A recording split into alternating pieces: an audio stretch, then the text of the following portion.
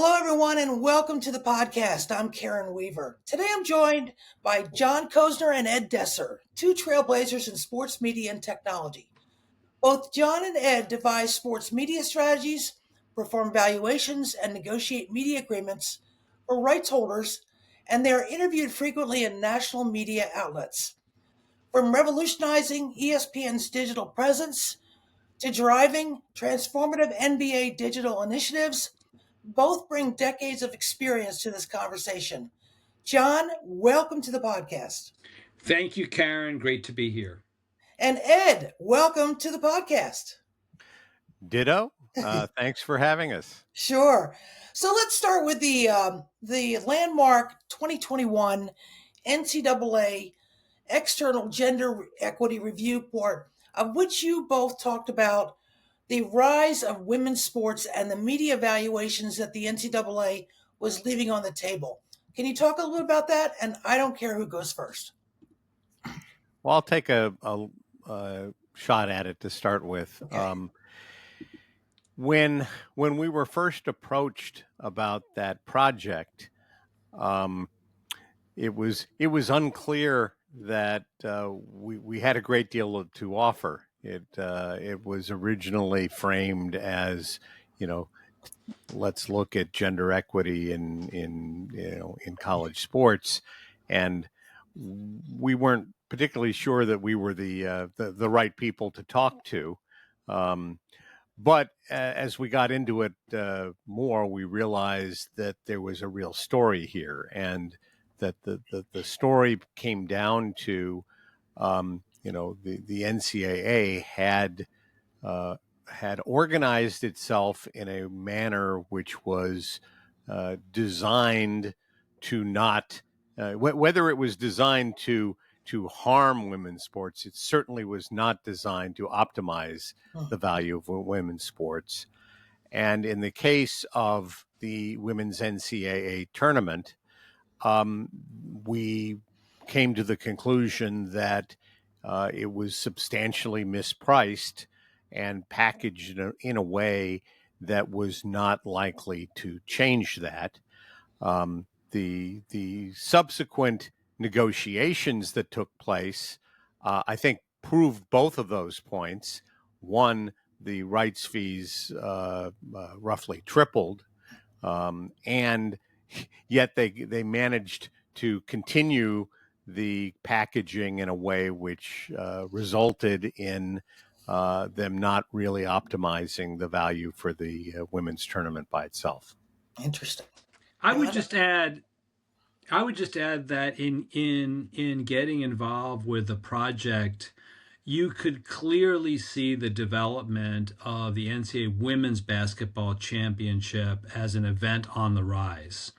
And in the report, we referenced Paige Beckers, who at that point was a freshman at the University of Connecticut, and said that she would be the best known college basketball player, men's or women's, to play the following season. That might have been true, except she got injured, but in her place came Caitlin Clark. Right. And this was an event that was trending up before that time. The other thing that was interesting was, if you look at the history of the men's and women's basketball championship, the men's about twice as old. So when we went back and looked at the development of the men's championship at the same number of years as the women had been doing it, 40 plus, what you saw was the end of the UCLA dynasty and the beginning of Big Ten and SEC schools getting involved because they saw the opportunity on television. So a lot of the same dynamics driving women's basketball. In addition, and unlike the men, where you have the one and done rule, where Cooper Flagg can play essentially one year for Duke University and then go to the NBA.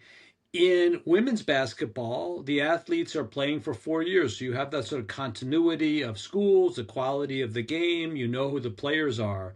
So we saw the whole thing as really poised to rise.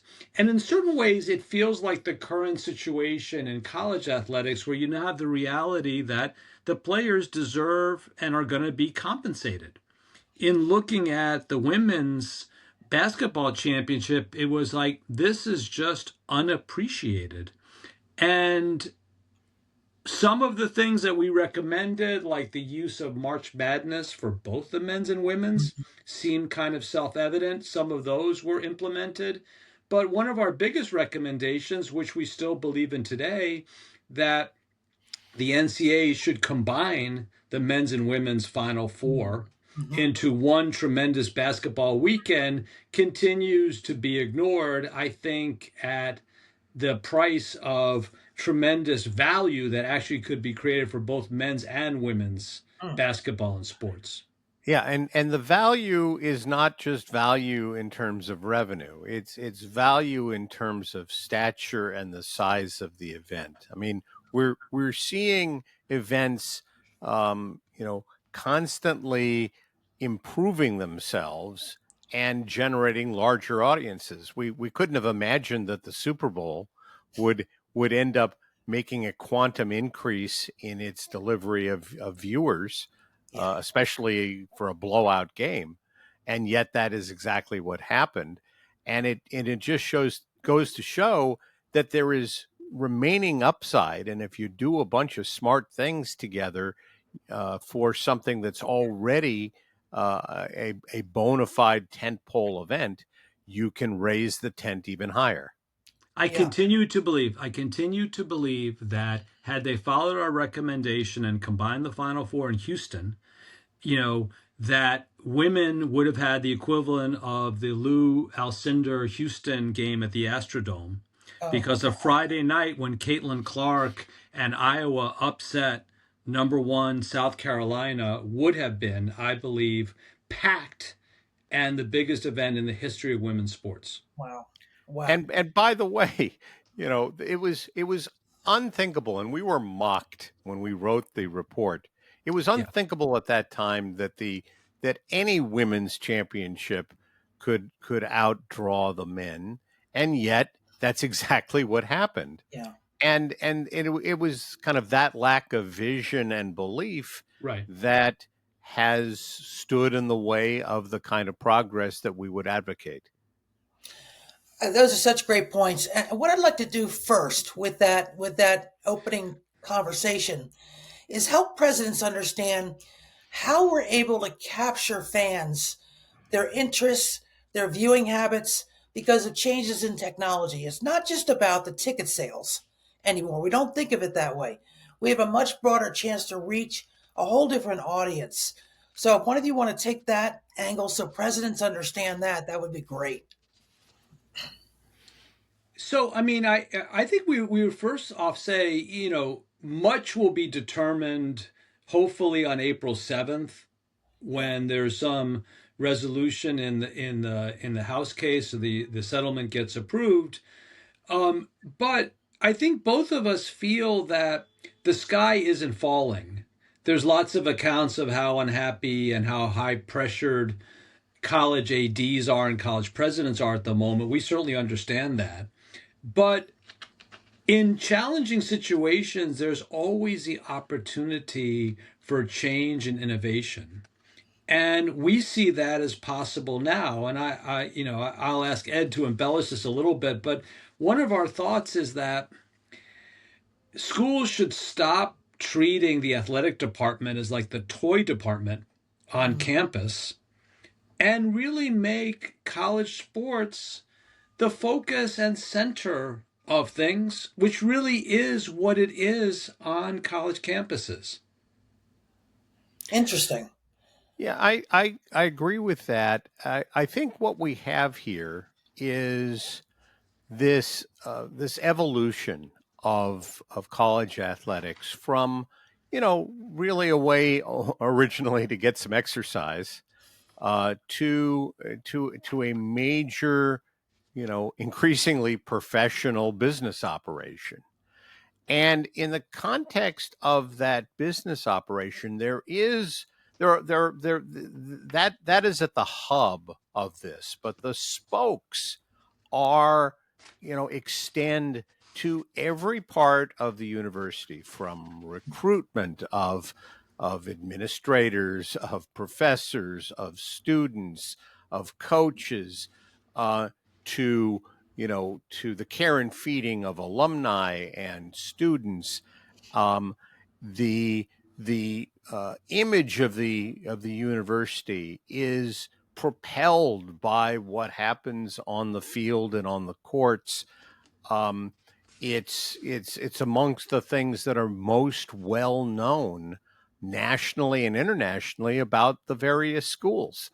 and and so, I mean, this is a it's a seminal moment in the development of the athletic departments and of college athletics to embrace the changes that are going on.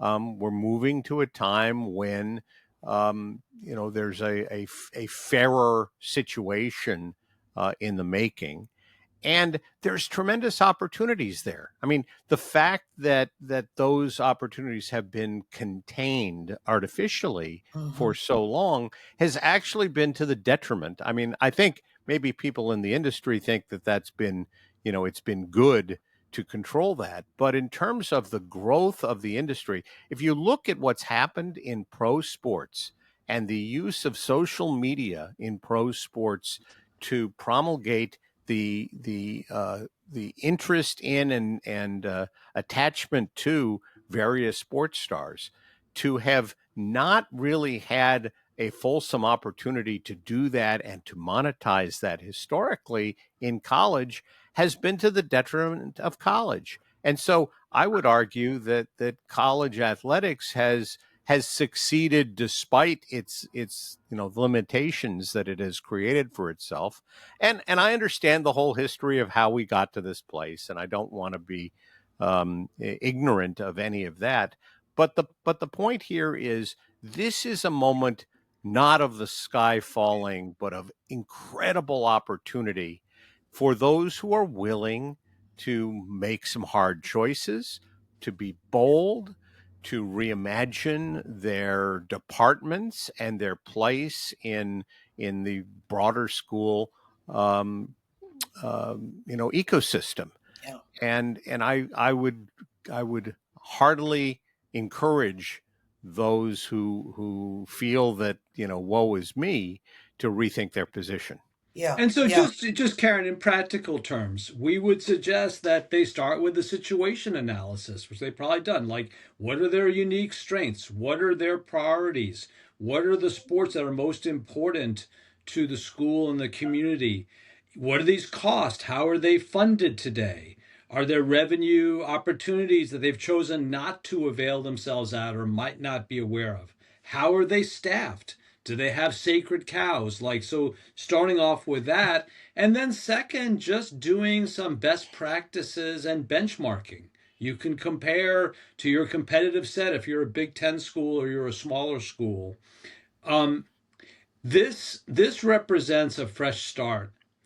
I had a call last week with a friend who's a sports editor at a newspaper, and he asked me for a rationale to hire a social media video producer. So I said, let me ask you a question. I said, how many staff do you have now? He said, I have 30 staff. I said, if I were you, I would consolidate and hire out of that headcount, because I can't imagine that all 30 of those people are doing a function as important as the one that you've identified that you want to do. And the same thing exists on college. How are they organized? Yeah. And the beauty of the opportunity is that people really care.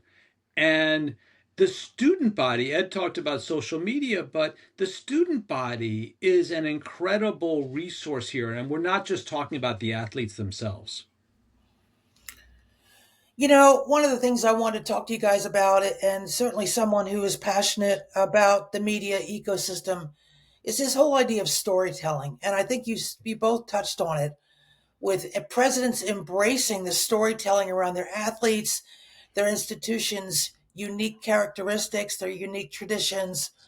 So, how do you help presidents understand and how they could do a better job of storytelling from athletes that are rising, and also doing it, while you just said, without overloading their already overworked, undercompensated communication staff? Because if you look around an athletics department, you got people doing 2 and 3 jobs, not just one, because of the cutbacks. Mm-hmm. But how do you reframe the storytelling around this? Ed, do you want to take a shot? Do you want me to Why go? don't you go first, and I'll So, trail you. so I think for one thing, we feel you should make use of the different resources at your university, whether it's communication schools, business, film schools, and you should focus on the fact that nobody on campus better understands rapidly changing media than your own student body. They understand the shift to streaming. They understand use of social media and particular channels. They understand connection to video games, betting, and fantasy. The students themselves are the ones who are using AI and these advanced models. And, one thing we would suggest just practically is taking a page from the old ABC Sports playbook. Do you have up close and personal information on all of your star athletes? Hmm. Where they're from? Where did they go to high school? Information about their family, personal influences, who are their favorite athletes, where were the important moments in their career, interesting things about them, hobbies, volunteering, whatever, reasons to care. This is all available and out there, and there are a variety of ways that you can deliver that message, providing that you have a plan to begin with. And I would add, it's great to have social media and all of the tools that John spoke of available. But that's also a curse in a way, because the sheer volume of content that is out there in the world that you have to kind of fight your way through to get the message across is not insignificant. And I think that that's really an additional reason that it is important to focus and develop a strategy and do this, because otherwise there's just so much noise, and you're not going to get through the noise unless you really have a plan and you execute it well and you use the variety of assets that you have available to yourself, because otherwise you'll just get lost. Yeah. And as we see, certain conferences becoming bigger and bigger and having bigger and bigger budgets, it's inevitable that there's going to be some others that are left behind. But I think it's actually wrong to get too focused on on the biggest conferences, because what it is that I think appeals to fans is ultimately competition and personality. And that doesn't matter to, what conference you're in or what geography you serve. It's sort of at the core, and you can be in Division 3 and still have relevance in that context. And so don't lament and despair. Recognize that you have an opportunity to create a better entertainment product. And that's what this is in the media context, for sure. But it's an entertainment product for your student body and for your university as well. And so that depends upon making it interesting, Yeah. not on necessarily having the biggest stars. If all you care about is the biggest stars, well then, watch the NBA or the NFL. Mm-hmm. They have the biggest stars. Yeah. It's not, college sports is not necessarily about having the biggest stars. They have all kinds of other benefits that they can extol. So let's take an example, and I know they're from a Power 5 or Power 4 conference, but the Colorado Buffaloes and their head coach Deion Sanders certainly epitomize social media. And It was remarkable from the moment he walked into his first meeting with his players. He had cameras following him, creating content for his channel, creating content they could splice up into sports media, social media posts. And it was almost like an assumed thing that you're going to be on TV, so just get used to it. Should schools look to that as a possible model for where we're going with this, or is there another way to approach it? I mean, I think that's one model. My impression as a fan was that a lot of it was about Dion and whatever he wanted to achieve as opposed to the school. It appears to be working for both of them, at least for the moment. Mm-hmm. I think both of us would favor, starting with the school first and what the school means to its students and its fans, and frankly, thinking beyond football. A lot of the scenario that we have right now is everybody talking about how, well, football is 80% of the revenue or more. It's, that, there's a you know, there's steeped competition for facilities and coaches and other stuff. But one of the stories that we're seeing in college sports, there was an article yesterday about the popularity of the Beanpot college hockey tournament and how much that Yes. means in Boston. An emerging story is all of these other sports at other campuses that command attention along a calendar that spans from August through June.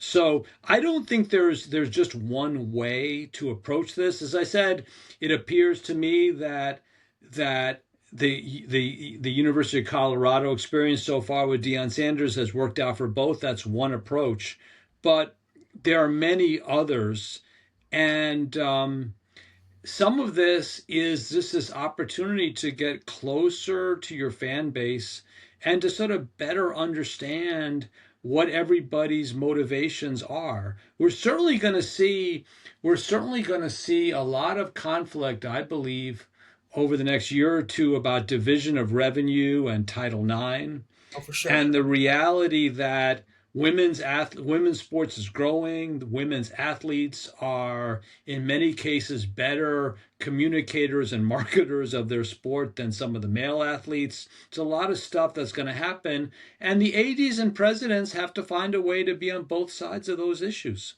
Hmm. Interesting. I would just add that I think the Colorado experience is unique, and as John said, had a lot to do with Dion. Um, I don't know that you can generalize those specifics. Okay, that really is unique. But what you can generalize, and I think the learning here is that they used a number of techniques. They harnessed what was available. They had foresight to have the cameras rolling and capture interesting content. Once you've got interesting content, there's no shortage of things to do with it. Mm-hmm. But that's what you can take away. It's not that every school is going to have Neon Dion, but you can approach it in a thoughtful way. You can have an organization to support it, and you can have a plan for exploiting the content that you create. So I know a president's always going to think about money. How are we going to pay for this? How do we pay for the infrastructure, the personnel, that type of thing? Talk to us a little bit about monetization of even something small on a small campus that has a captive personality individual or captive team that's engaging to fans. Presidents are thinking, okay, is monetization the only outcome from this, or are there other benefits as well? Well, when Ed and I worked together at the NBA, one of the most successful teams was the Portland Trailblazers, who were in one of the smallest markets. So there, big things can happen in little places. Again, you sort of have to do an evaluation of all the things you sell, things that you choose not to sell, and why, and and benchmark what similar schools, and I would argue what similar small professional leagues are doing. Hmm. If you're taking a look at your lacrosse program, I would strongly suggest you should be looking at what PLL is doing too, in terms of how they're marketing their sport, etc. and and figure different things out. Again, the duration of the college year is an advantage for the schools, ads, and presidents. There's lots of media time and attention that goes beyond football season. One of your questions, I'm sure, is going to be around private equity and taking third parties in. Yeah. And certainly, third parties to do sponsorship have always been part of the mix. But I think ads and presidents have to weigh, issues of loss of control and quality versus just having somebody who's going to come in and have certain expectations for the amount of money that they're going to put in. There's no free lunch here. There are no easy answers. We do believe that the most successful entities in sports, big and small, are going to, in the words of our former boss David Stern, be their own executive producer.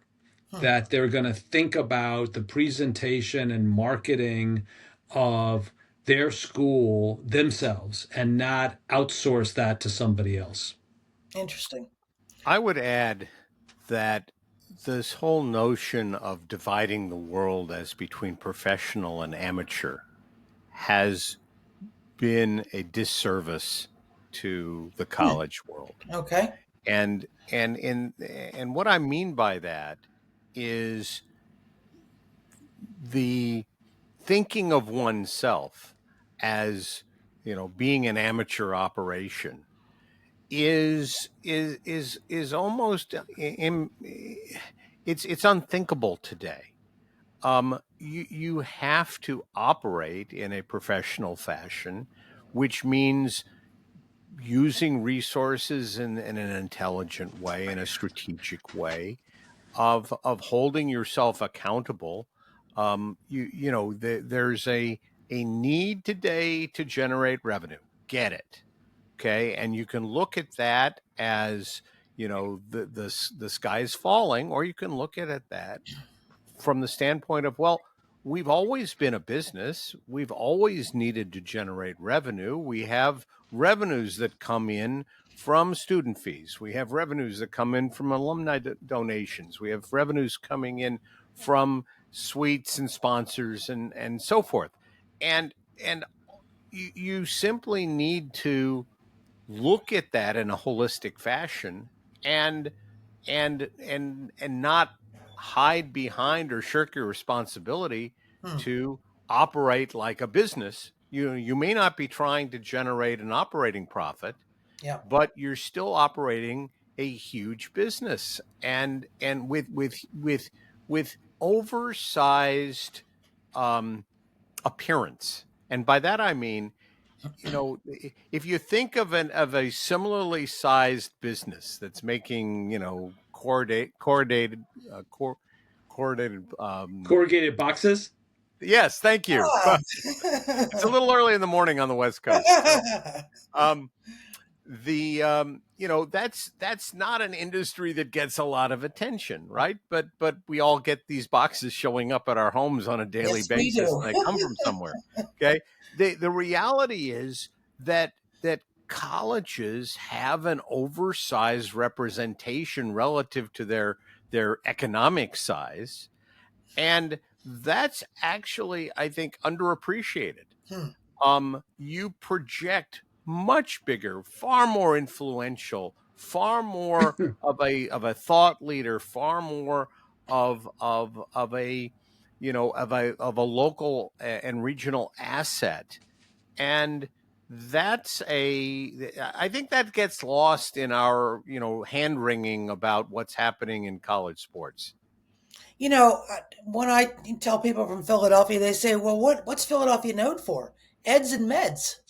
I mean, yes, we have four or five professional teams, but we have 83 colleges and universities within an hour and a half drive. And cheese So, sticks. say what? And cheese sticks. Yeah, and cheesesteaks and soft pretzels.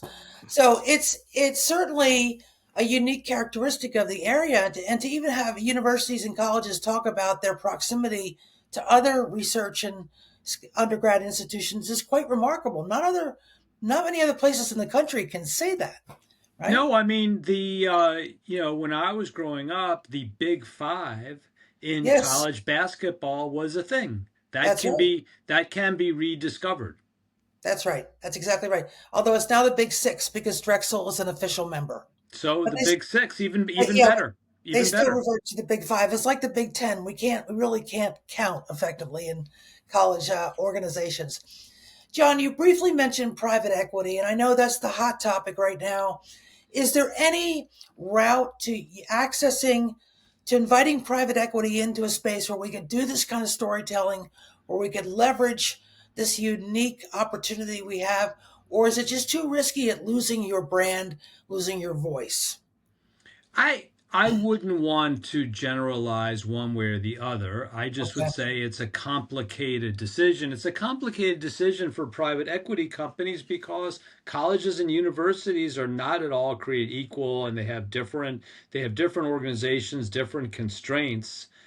I would just say that you have to make a thoughtful decision, and you'd have to find an entity that really shared your sort of longer, range plan. Typically, a private equity company is making an investment. They're looking to get out of that with a return in Yeah. 7 years. And that's not consistent with a lot of the mission that obviously ads and presidents have. I'm not to say that it's impossible, but it's complicated, Mhm. and um, I would be surprised if we don't see some of that in the next few years, and at which point schools will have actual examples of what's worked and what hasn't. Mhm. It's just, you're not going to find somebody else to solve your problems. You have to sort of address them and come up with a strategy to solve them yourself. Interesting. I would say that the key to any such association is ultimately an alignment of interests. And John points out that private equity is looking to make an investment, grow it, flip it. It's a 5 to 7 year time horizon. And if you look at the way universities operate, they have a much longer time horizon. In my opinion, I don't work for a university, but um, you're talking about your long range plan, and Mm. you're talking about building buildings, and you're talking about developing your various academic areas, and in a changing environment, and it's a different world. Private equity is just that. And I think it's a mistake to think of that as being some sort of easy solve.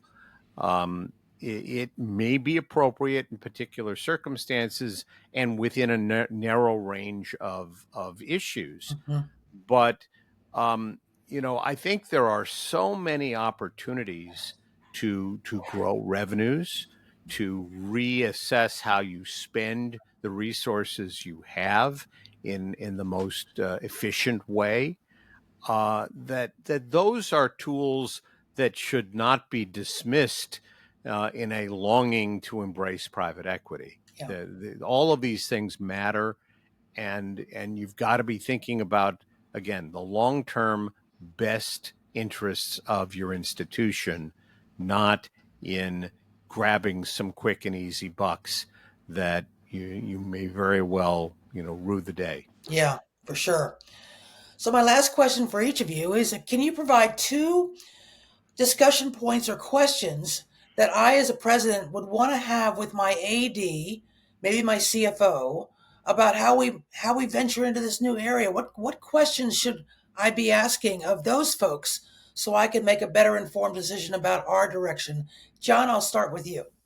So so first, like, what is your point of view on recruiting? Who are you? Who are you? You know, faced with these new challenges, how are you thinking about organizing the department? What are, would you consider restructuring? Who do you think we need to bring in? That's one. And second is, what's going to be our communication strategy? What is our narrative here? Okay. At ESPN, we used to have an expression that happy people don't leave. And one of the things that's really sort of engulfed college sports, especially at the biggest level, is the transfer portal and the sense of, okay, it's an arms race and we need to have $11 million for the next quarterback. The reality is, a very limited number of schools can or will likely choose to play in that game. And we'll have to see how successful. I would suggest for many others, it's about a story, it's about a culture, it's about a sense of a place to be that can advance your professional goals, but makes you happy individually, whether you're a male or female athlete. I'd want to understand, what is our story? What are we selling about our school? Gotcha. Ed?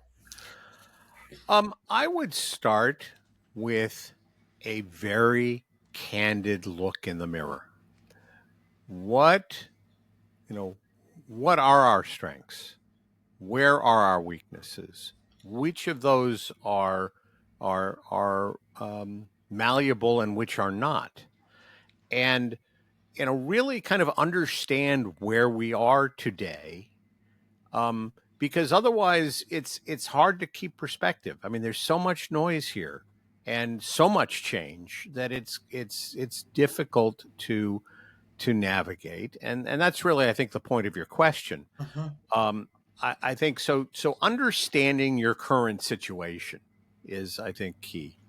And as you understand what your current situation is and what your true strengths are, I mean, I think it's about leaning into your strengths, and putting an emphasis on them. And maybe you're a great football school, so lean into that. Football is, as John mentioned earlier, it could easily be 80% of the value of media rights agreements. Um, on the other hand, some things are very changeable and in a relatively short period of time.